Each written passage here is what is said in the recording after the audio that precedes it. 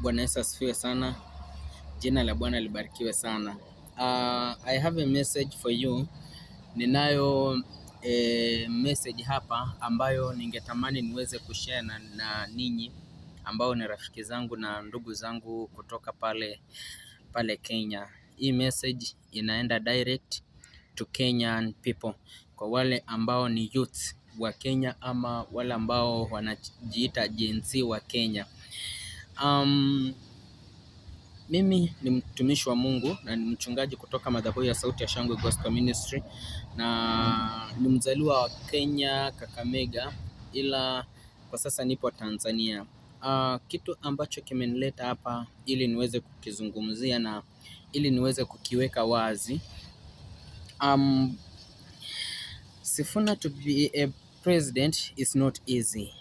Yule jamaa ambaye anaitwa Sifuna ambaye alikuwa ni SG wa ODM party, sio vyepesi yeye kuongoza taifa, sio vyepesi, lakini ni vyepesi pale tu ambapo mtaamua, ila sio vyepesi kama mnavyofikiria. Tukisema tuangalie katika ulimwengu wa kiroho, already mtu ambaye ameshateuliwa kwamba atakuwa ni rais ni William Samoei Ruto. But tukirudi sasa vizuri, kumbuka kwamba Mungu huwa anagairi mabaya na Mungu huwa anatenda kulingana na watu wake wanavyompendeza. So message ambayo imenileta hapa ili niweze kuambia ndugu zangu wa Kenya ni moja tu, kwamba ukipenda kitu ni lazima ukifanyie kazi ili ukipate, na kama hupendi kitu pia ni lazima ukifanyie kazi ili kiondoke maishani mwako.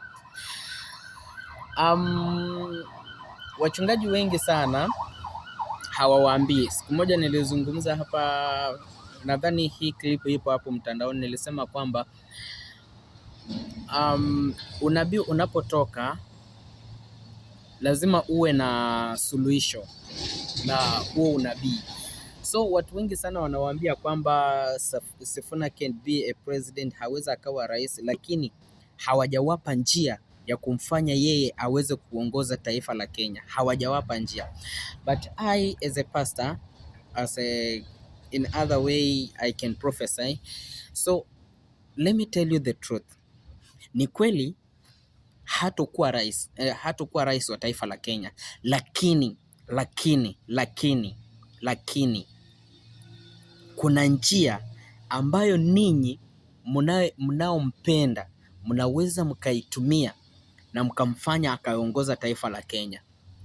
Truly, achaneni nao manabii wanaowadanganya kwamba hawezi. Anaweza vizuri tu, lakini kwa sharti moja ambalo nataka niwape kama ndugu zangu na kama watu ambao tunaenda kuongozwa na rais mmoja, na tutasimama katika taifa na mtu mmoja atakayetuongoza.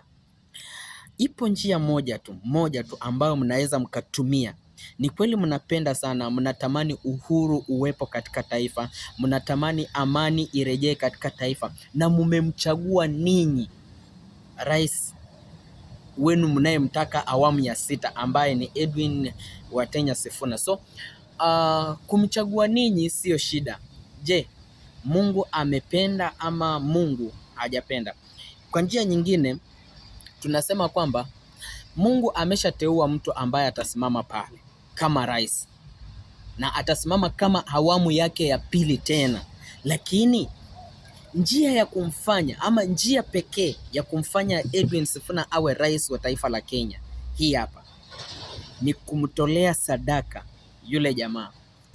Yaani ninyi watu wote mnaompenda yule jamaa, jikusanyeni pamoja, chukueni sadaka, iombeeni ile sadaka. Mkisha iombea ile sadaka, pelekeni madhabahuni kwa Mungu. Mwambie Mungu, huyu ni mtu wako, tunamleta mbele zako. Badilisha kile ulichokiweka, weka hiki hapa. Hiki ndicho tunachokitaka, kwa sababu tunaona ya kwamba ukitupatia huyu mtu, amani yetu itakuwepo, watu wetu hawatakufa, watu wetu wataishi kwa amani. Mkishachukua ile sadaka sasa, mkishachukua ile sadaka na mkaiombea, mkapeleka madhabahuni mwa Mungu, haijalishi ni nani mtakayempa hizo sadaka sijui, lakini njia pekee ya kumfanya Edwin Sifuna awe rais wa Kenya ni kutoa sadaka kwa Mungu. Ni kutoa sadaka kwa Mungu. Kama mnajua kwamba mnaweza mkafunga, wale wadada ambao mnaona kwamba mnaweza mkafunga na mkaomba, ama wale vijana ambao mnaona kwamba kweli hapa tunaweza tukafunga, tukaomba, tukasema kwamba hapa mtu fulani tunamtaka, mtu fulani tunamtaka. Kamuulize Esther wakati ule ambapo wanataka kuwaua wana wa Uyahudini, walitaka kuwaua watu wa Uyahudi. Esther akaona hapana, cha kufanya tufunge mpaka Mungu atakapotokea, atutengenezee mlango wa kutokea ili tuweze kuheshimika. Walipotoka kwenye mfungo, Wayahudi wakaheshimika, Wayahudi wakawekwa kwenye mamlaka, wakatawala. Halo ndugu zangu wa Kenya, na waombeni sana na nawasihi sana, kama 2027 ndo hii hapa imefika. Sijajua uchaguzi utakuwa mwezi gani, lakini 2027 najua. Ila sasa kitu ambacho yafaa mkifanya kabla ya uchaguzi, miezi hii iliyobaki katikati hii, fanyeni jambo kwa ajili ya yule mtu ambaye mnataka awaongoze, ambaye mnataka awe kiongozi wenu wa taifa. Hiki ndicho ambacho watumishi wengi wameshindwa kuwaambia. Manabii, mitume wanatabiri tu, lakini hawaelezi. Mnasema nimekutana na manabii wengi sana wanasema kwamba jamaa hawezi akawa rais, atapotea tu ghafla, hataonekana tena. Lakini hao manabii hawawaambii kweli. Hao manabii hawaelezi kweli. Wawaeleze kwamba mtoleeni huyu jamaa sadaka, muombeeni sana. Sio kwamba kutuambia tu kwamba eti hawezi akawa rais, atapotea tu, atakayekuwa rais ndo huyu. Ipo njia, na njia nimewapa. Mtoleeni sadaka na muombe, ataongoza.